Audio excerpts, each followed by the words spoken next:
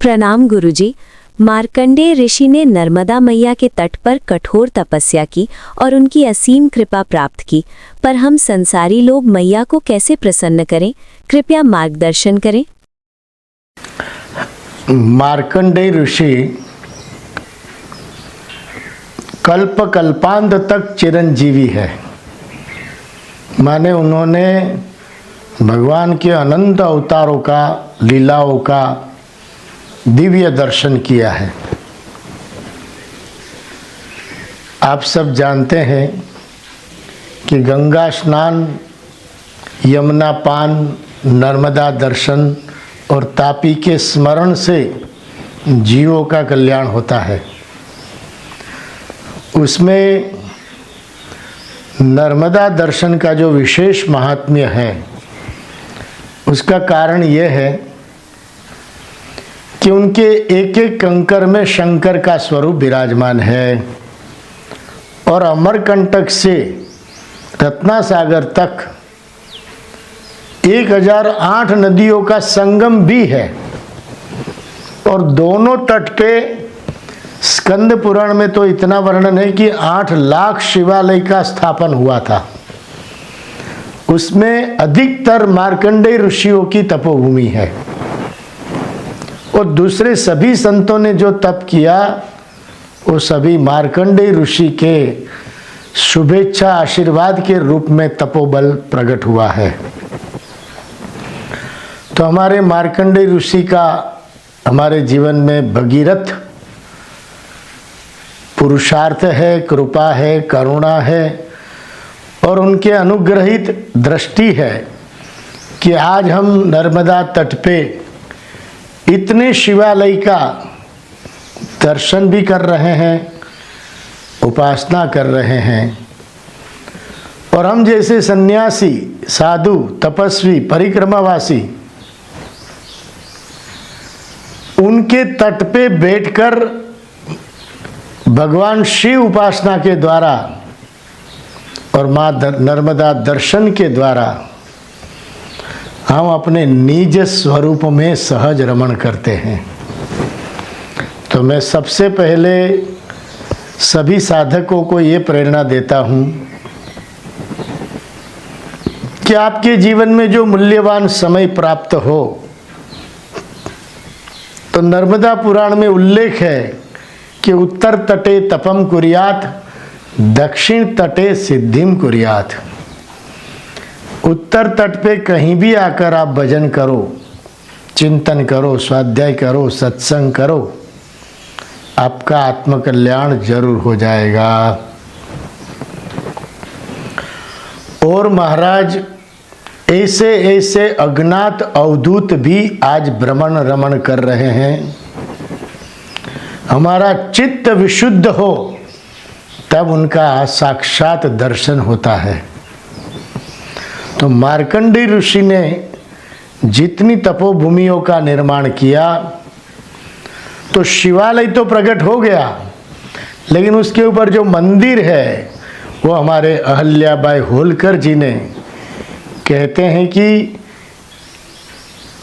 अहल्याबाई होलकर जी ने 1 लाख शिवालय का जीर्णोद्धार किया। बताओ उनकी संपत्ति का कितना बड़ा सदुपयोग है। और आज 1 लाख शिवालय में से 75-80 हजार की ही पूजा हो रही है, 20,000 खंडेर की तरह है। तो हम साधकों को ऐसे मंदिर को बचाना चाहिए, पूजा उपासना करनी चाहिए। सिटी में तो हम मंदिर के लिए कोर्ट कचहरी भी करते हैं और जो माँ नर्मदा तट पे ऋषियों की तपोभूमि है उसकी रक्षा के लिए हम कुछ नहीं कर रहे हैं। तो ये हमारा दुर्भाग्य है।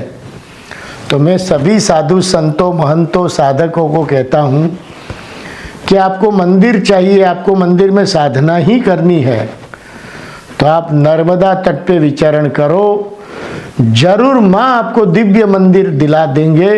वहाँ आपकी साधन भजन के द्वारा आत्मकल्याण भी हो जाएगा।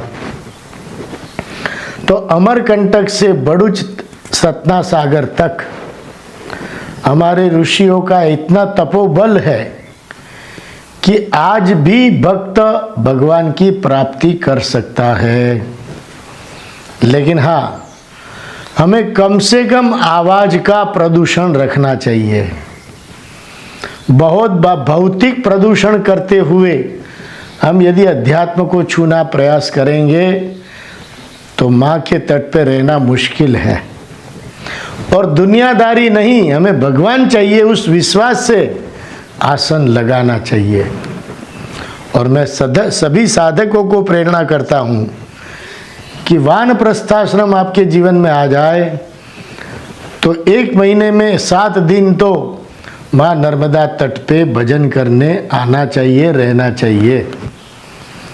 तो नर्मदा दर्शन से आपका आत्मकल्याण हो रहा है, होगा, लेकिन उनके कृपा पात्र बनने के लिए उनके चरणों में बैठकर मंत्र का, माला का, मूर्ति का अनुष्ठान करिए, उस मूर्ति का ध्यान करिए।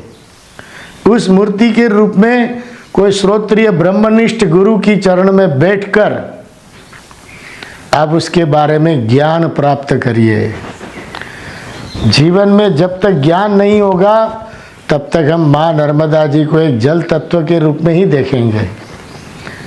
तो इस माँ नर्मदा जी की दिव्यता का हमें दर्शन करना है, हमें इसको अपने जीवन में अपनाना है। तो कहते हैं कि घोर कलयुग में भी माँ नर्मदा जी सर्पाकार बहेगी, सभी नदियाँ सूख जाएगी। तो अभी जो नर्मदा जी इतना विराट स्वरूप में बह रही है, इतने 6-7 डैम उसके ऊपर बन गया, तो भी देखो आज माँ बह रही है। इसका अर्थ है कि इस पृथ्वी के ऊपर अभी भी कोई साधक साधना तप कर रहा है, जिसके तपोबल से माँ आज बह रही है। तो मैं आप सबको यही प्रेरणा देना चाहता हूँ कि आप उनके तट पे इतना भजन बढ़ाओ, इतनी भक्ति करो, उनका ध्यान करो, उनका स्मरण करो कि कलयुग कम से कम नर्मदा तट पे तो आए ही नहीं और उसका कभी भी लोप न होवे, लुप्त न हो जाए। तो ऐसे दिव्य स्थानों में बैठकर आप उनकी उपासना करिए।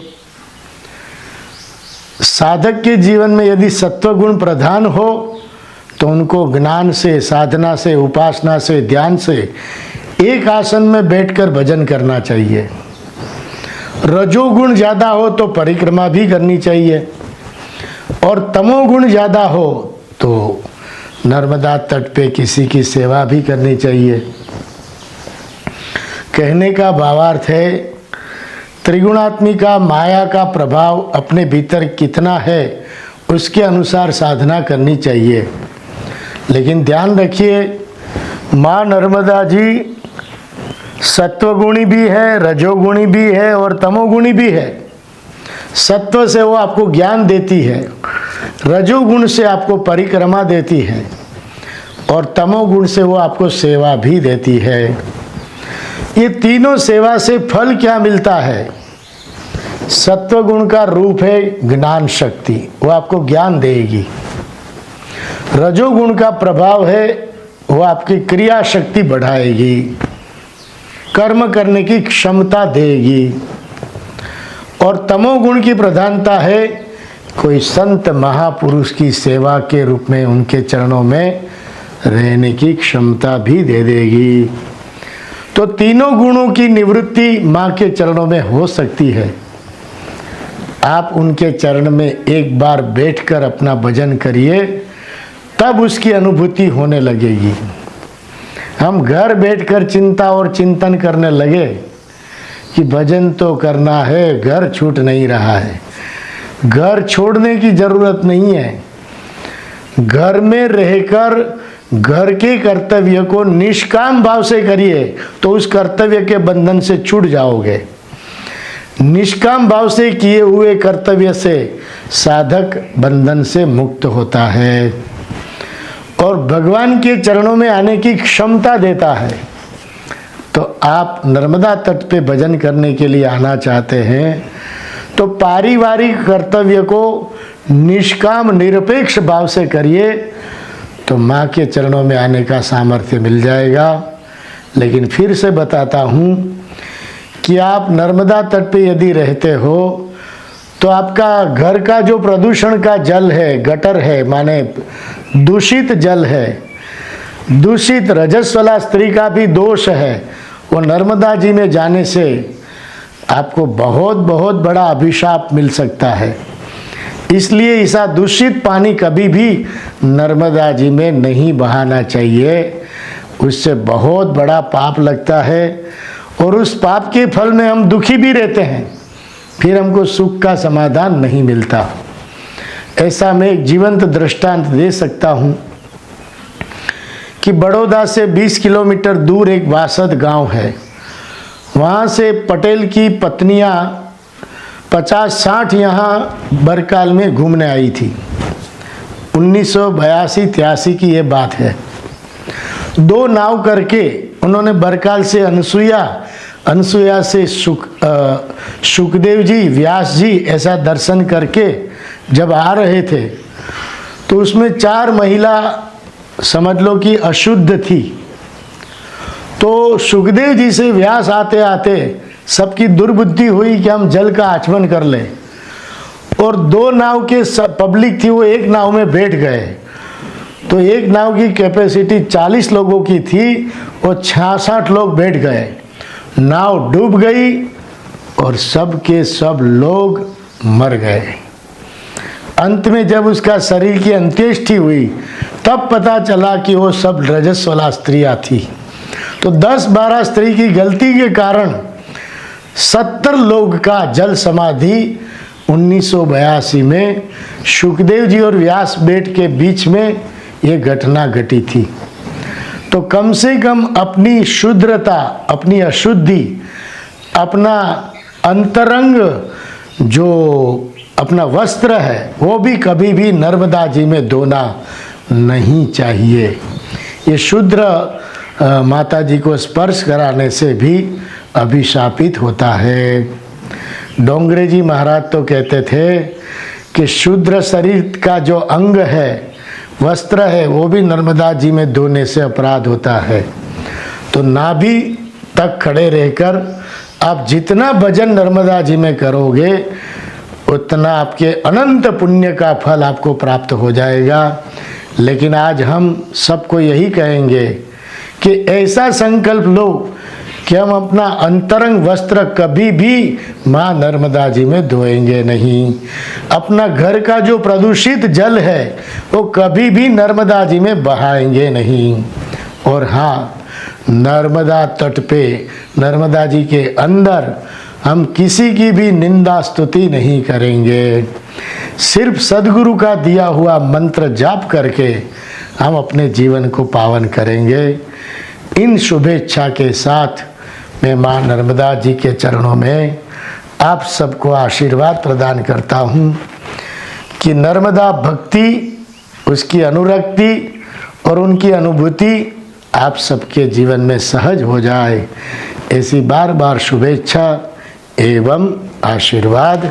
नर्मदे हर।